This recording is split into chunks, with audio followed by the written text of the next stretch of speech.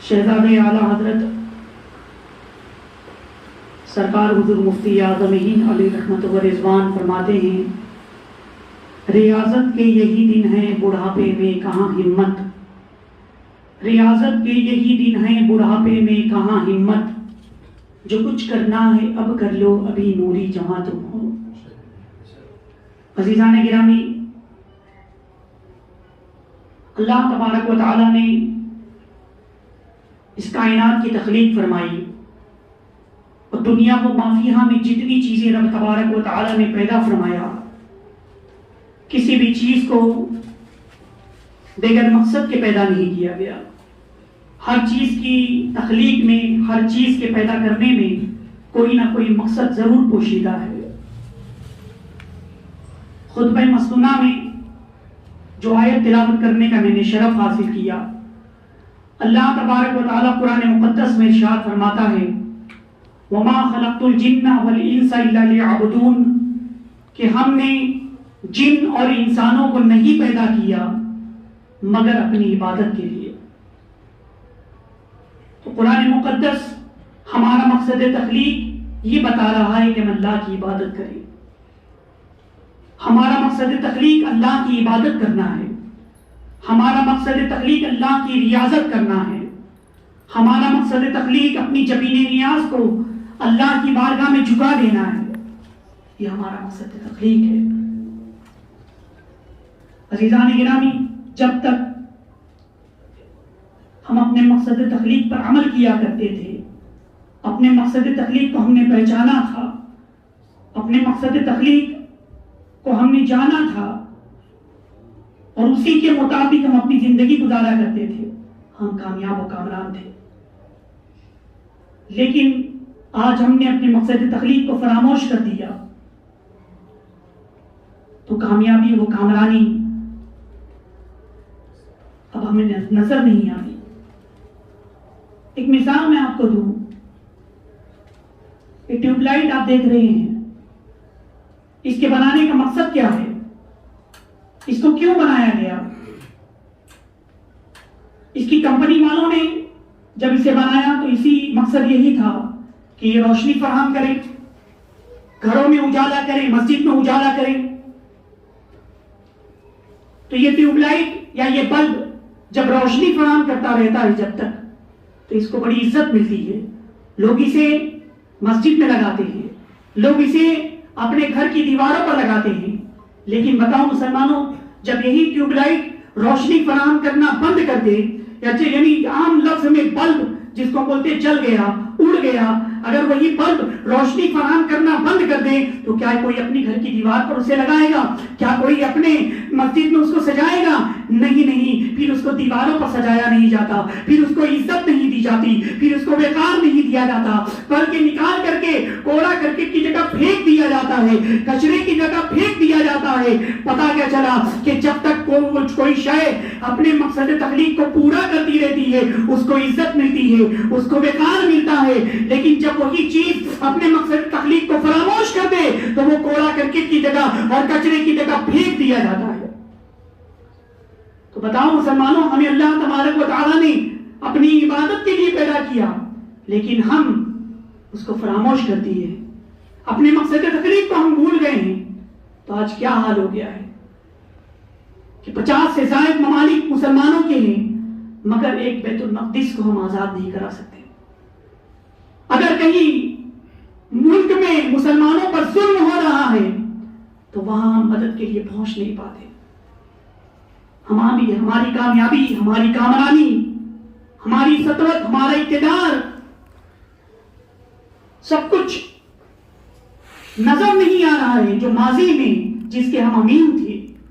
عزیزان گرامی، تو اپنے مقصد تخلیق کو پہچانے۔ اللہ تبارک و تعالیٰ نے ہمیں اپنی عبادت کے لیے پیدا کیا ہے، اپنی ریاضت کے لیے پیدا کیا ہے، اور عبادت میں جو سب سے عظیم چیز ہے وہ ہے نماز۔ نماز افضل عبادت ہے، نماز افتخار ابدیت ہے، نماز معراج مومن ہے، نماز کے ذریعے اللہ کی رضا حاصل کی جاتی ہے، نماز کے ذریعے قبر کو آراستہ کیا جاتا ہے، نماز کے ذریعے انسان اپنی آخرت کو سنوارتا ہے. تو نماز سب سے افضل عبادت ہے، روح عبادت ہے، جان عبادت ہے. اور نماز کے متعلق قرآن مقدس میں تقریباً 700 مقامات پر تذکرہ کیا گیا. لیکن ہم ہیں کہ اس سے غافل ہیں، اس سے غفلت برت رہے ہیں. مسلمانوں، ایک وقت کی نماز ہم سے نہیں چھوٹنی چاہیے.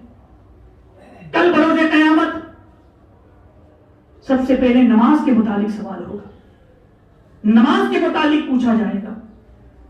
عزیزان گرامی، لیکن ہمارا حال یہ ہے کہ جمعہ کے دن جمعہ کی نماز پڑھ لیتے ہیں، بقیہ نمازیں چھوٹ جاتی ہیں الا ماشاءاللہ. تو کوئی بھی نماز نہ چھوٹے، کوئی بھی نماز ہم سے ترک نہ ہو. نماز سب سے افضل عبادت ہے. اور اگر نماز ترک ہو جاتی ہے کوئی وقت کی، جان بوجھ کے کوئی چھوڑ دے معاذ اللہ، تو کتنا بڑا اس کا آخرت کا نقصان ہوتا ہے. جانتے ہیں آپ، حدیث مبارکہ میں رحمت عالم صلی اللہ علیہ وسلم نے مثال دے کر کے سمجھایا ہے کہ کسی ایک شخص ہے جس کا گھر جل گیا، تباہ و برباد ہو گیا، منہدم ہو گیا، مال و اسباب ضائع ہو گئے، بیوی بچے گھر والے سب بسم مر گئے، کچھ بھی نہ بچا. تو آقا علیہ الصلوۃ والسلام فرماتے ہیں کہ یہ دنیا کا نقصان جو ہوا ہے، ایک وقت کی نماز قضا کرنے کی بنیاد پر آخرت کا جو نقصان ہوتا ہے اس سے کہیں زیادہ نقصان اس بندے کا ہوتا ہے. یعنی بتاؤ مسلمانوں، دنیا میں سب کچھ تو گھر والے ہی ہیں، بیوی بچے ماں باپ بھائی بہن، اور ہمارا گھر، ہمارا مال و اسباب وہ ضائع ہو جائے، وہ ختم ہو جائے تو دنیا کا تو سب سے بڑا نقصان ہوا. تو بتاؤ مسلمانوں، اگر ہم نے ایک وقت کی نماز قضا کی، ایک وقت کی نماز ترک کی، تو آخرت کا اس سے بڑا نقصان ہو جاتا ہے، اس سے بڑا نقصان ہو جاتا ہے. کسی بھی وقت کی نماز قضا نہیں ہونی چاہیے، نماز ترک نہیں ہونی چاہیے. نماز پڑھتے رہیں گے، رزق میں برکت ہوگی، کاروبار میں برکت ہوگی، گھر میں برکت ہوگی، گھر میں اللہ کی رحمتیں نازل ہوگی. آج لوگ بے برکتی کا شکار ہیں. امام صاحب کے پاس آتے ہیں کہ کوئی تعویذ دے دیجئے، کوئی وظیفہ بتا دیجئے کہ ہماری گھر کی بے برکتی دور ہو جائے. بہت پریشان ہوں، جو کماتا ہوں خرچ ہو جاتا ہے، کچھ بھی نہیں بچتا، قرض کے بار میں ڈوبا ہوا ہوں. پریشان حال لوگ تعویذ حاصل کرتے ہیں، وظیفہ پوچھتے ہیں، امام صاحب کے پاس جاتے ہیں. لیکن کبھی آپ نے غور کیا کہ یہ بے برکتی کیوں ہے، یہ پریشان حالی کیوں ہے؟ جب مؤذن اذان کہتا ہے تو اس کے کلمات پر غور کرو. اور لیکن آج حال یہ ہے کہ اذان ہوتی ہے تو اس کے کلمات پر غور کرنا تو دور کی بات. اذان سنتے ہیں، ٹی وی چالو ہے، ڈرامے دیکھ رہے ہیں، موبائل پر گیم کھیل رہے ہیں. یہ سب کیا ہے؟ اذان سننا اور اس کا اذان کا جواب دینا یہ واجب ہے. یہ بہت بڑی عظیم ثواب ہے اذان کا جواب دینا. مؤذن کہتا ہے اللہ اکبر اللہ اکبر، اللہ کی کبریائی بیان کرتا ہے، اشہد ان لا الہ الا اللہ، اور گواہی دیتا ہے کہ اللہ کے سوا کوئی معبود نہیں. اشہد ان محمد رسول اللہ صلی اللہ علیہ وسلم، رحمت عالم صلی اللہ علیہ وسلم کی رسالت کی گواہی دی جاتی ہے. پھر اس کے بعد مؤذن کہتا ہے حی علی الصلاۃ حی علی الفلاح، کہ آؤ نماز کی طرف، آؤ کامیابی کی طرف. تو مؤذن آپ کو نماز کی طرف بلا رہا ہے، مؤذن اذان میں کامیابی کی طرف بلا رہا ہے. تو اب تمہیں کامیابی اپنے کاروبار میں نہیں ملے. ہم دکان پر ہیں، کاروبار کر رہے ہیں، بزنس کر رہے ہیں، کارخانے میں لوم چلا رہے ہیں، دکان میں دکانداری کر رہے ہیں، تجارت کر رہے ہیں، اور مؤذن نے کہا کہ آؤ کامیابی کی طرف. تو سمجھ جاؤ مسلمانوں، اب اگر کامیابی چاہیے تو تمہیں اپنے کاروبار میں نہیں ملے گی، تمہیں اپنی دکان میں نہیں ملے گی، تمہیں اپنی تجارت میں نہیں ملے گی، تمہیں اپنے پاور لوم میں نہیں ملے گی۔ اب اگر کامیابی چاہتی ہو تو بند کر دو دکان، بند کر دو کاروبار، اور دوڑو مسجد کی طرف، دوڑو اللہ کی بارگاہ میں، مسجد کی طرف جاؤ اور اپنی جبینی نیاز کو اللہ کی بارگاہ میں جھکا دو، نماز ادا کرو، تمہاری دنیا بھی کامیاب ہو جائے گی، آخرت بھی کامیاب ہو جائے گی۔ سبحان اللہ۔ لیکن آج ہمارا کیا حال ہے کہ اذان ہوتی ہے، ایک کان سے سن کے دوسرے کان تک سے نکال دیتے ہیں، کاروبار میں مصروف ہیں، دکان میں مصروف ہیں، نماز کے لیے نہیں حاضر ہوتے۔ کسی وجہ سے اگر جماعت چھوٹ بھی جائے تو وہ بھی نماز کا وقت ہے، کم سے کم نماز کے وقت میں نماز ادا کر لو، نماز تو قضا مت کرو۔ ہمارے اسلاف کا کیا حال تھا، کیسا نمازوں کا ذوق تھا، کیسا نمازوں کا شوق تھا، وہ کیسا سوانا تھا کہ راوی بیان فرماتے ہیں کہ جب مؤذن اللہ اکبر کی ثناؤں کو بلند کیا کرتا تھا تو لوگ اگر اپنے کاروبار میں مصروف ہوتے، کوئی اگر درزی ہے وہ کپڑا سی رہا ہے، سوئی کپڑے کے اندر ڈالا ہے، اذان کی آواز آئی ہے تو اس نے سوئی واپس نکالنا بھی گوارا نہیں کیا، کپڑے کو وہیں پر رکھ دیا، دوڑ پڑا مسجد کی طرف۔ اگر کوئی لوہار ہے، اس نے لوہا اٹھایا تھا، ہتھوڑا اٹھایا تھا لوہے پر مارنے کے لیے، اذان کی آواز سنائی دی، اس نے لوہا اور ہتھوڑا لوہے پر مارنا بھی گوارا نہیں کیا، فوراً مسجد کی جانب پڑ گیا۔ اسی لیے تو ہم کامیاب تھے، اسی لیے تو ہم کامران تھے، وہ تعداد میں کم تھے مگر وہ لاکھوں ہزاروں پر بھاری ہوا تھے کرتے تھے۔ ہم نے اپنے مقصد تخلیق کو جب تک پہچانا تھا، جب تک اس پر عمل کرتے تھے، ایک قلیل مدت میں ہم نے 3 بر اعظموں پر توحید کے پھیلے لہرا دیے تھے، مگر آج ہم ان تمام چیزوں سے محروم کر دیے گئے۔ تو نماز سب سے افضل عبادت ہے۔ میں بتا ہی رہا تھا کہ بے برکتی کا شکوہ کرنے والے لوگ اگر نماز نہیں پڑھیں گے پھر یہی ہوگا کہ اللہ کی رحمتوں سے ہم دور ہو جائیں گے، اللہ کی رحمتوں سے دور ہو جائیں گے۔ حضور غوث پاک رضی اللہ تعالیٰ عنہ کی بارگاہ میں ایک شخص آیا، اس نے عرض کی کہ حضور پریشان حال ہوں، جو کماتا ہوں سب خرچ ہو جاتا ہے، کچھ بھی نہیں بچتا، قرض کے بار میں ڈوبا ہوا ہوں، کوئی تعویذ دے دیجئے، کوئی وظیفہ بتا دیجئے، دعا کر دیجئے کہ میری بے برکتی دور ہو جائے، میری پریشانی دور ہو جائے، نظر کرم فرما دے حضور۔ حضور غوث پاک رضی اللہ تعالیٰ عنہ نے مراقبہ کیا، پھر آپ نے فرمایا کہ اپنے گھر پر جاؤ، دروازے پر پردہ ڈال دو، دروازے پر پردہ ڈال دو۔ وہ شخص چلا گیا، اپنے دروازے پر پردہ ڈال دیا۔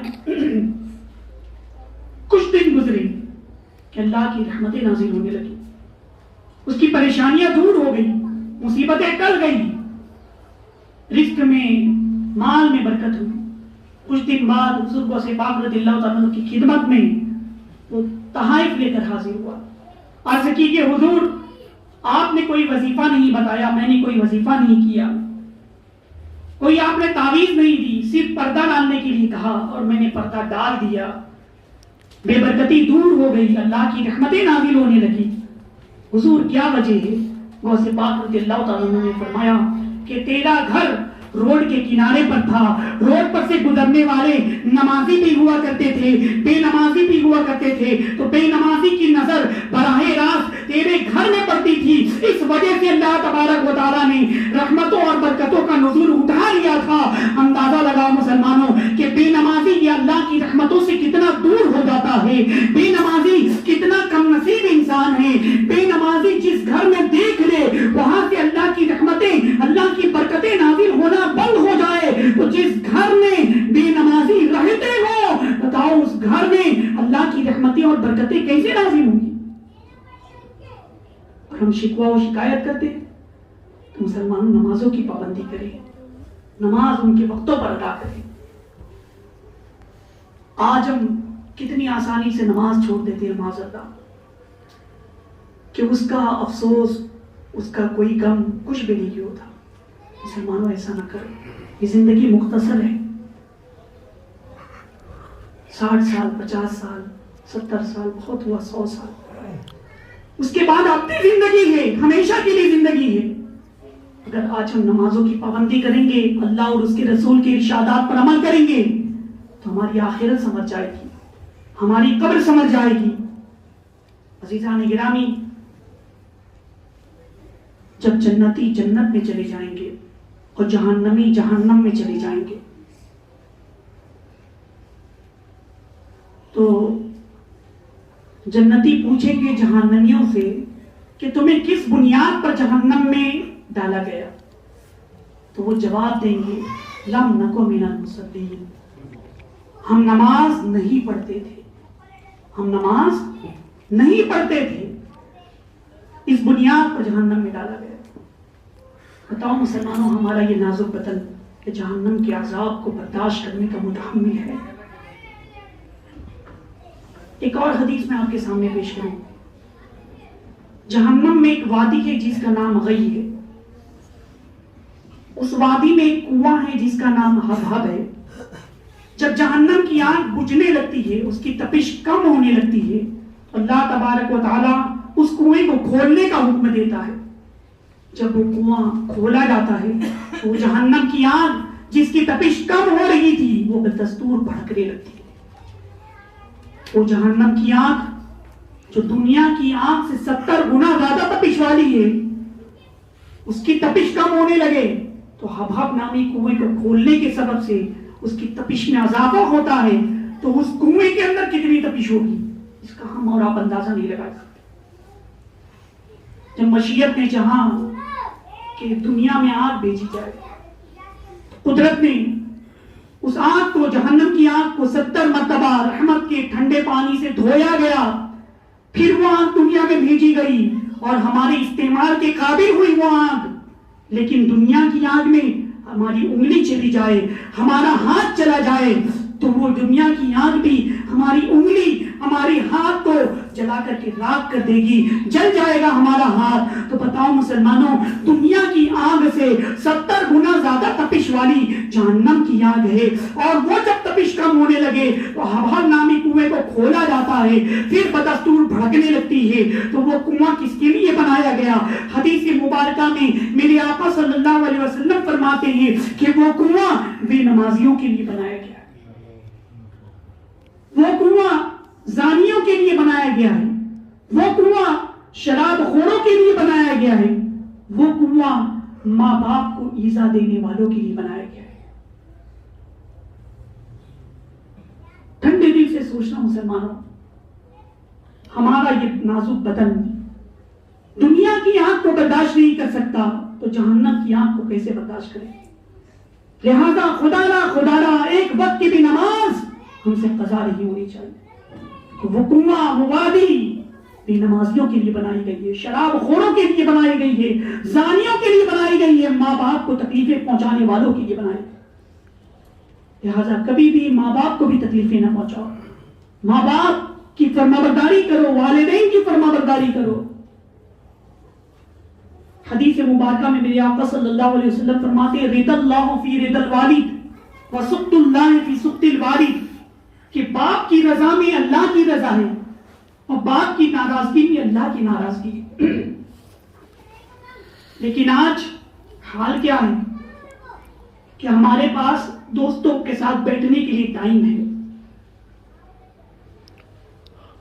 رات میں دیر تک گروپ میں بیٹھ کر کے گپ شپ کرنے کے لیے ٹائم ہے، لیکن بوڑھے ماں باپ سے ملنے کے لیے ٹائم نہیں ہوتا، ماں باپ کی خدمت کرنے کے لیے بچے کے پاس ٹائم نہیں ہوتا۔ کتنے افسوس کی بات ہے کہ والدین کو جھڑکتے ہیں بچے، والدین کو تکلیفیں پہنچاتے ہیں۔ قرآن مقدس میں رب تبارک و تعالیٰ نے فرمایا جس کا مفہوم یہ ہے کہ والدین میں سے جب کوئی بوڑھے ہو جائے یا ضعیف ہو جائے انہیں اف تک کہنے کی ممانعت ہے، اف تک نہ کہو، تو تم جھڑک دیتے ہو۔ کتنے افسوس کی بات ہے۔ اگر ہم نے ماں کو جھڑکا، باپ کو جھڑکا، اور خدا نہ خواستہ اگر بد دعا نکل گئی ماں سے، باپ سے، تو پھر دنیا و آخرت تباہ ہو جائے گی۔ فرمایا گیا کہ اگر ایک شخص کے لیے پوری دنیا والے بد دعا کریں، پوری دنیا والے اس کے لیے برا بھلا کہیں، لیکن ماں اور باپ اس کے لیے دعا کر دیں تو دنیا والوں کی بد دعا رد کر دی جاتی ہے، ماں اور باپ کی دعائیں قبول ہو جایا کرتی۔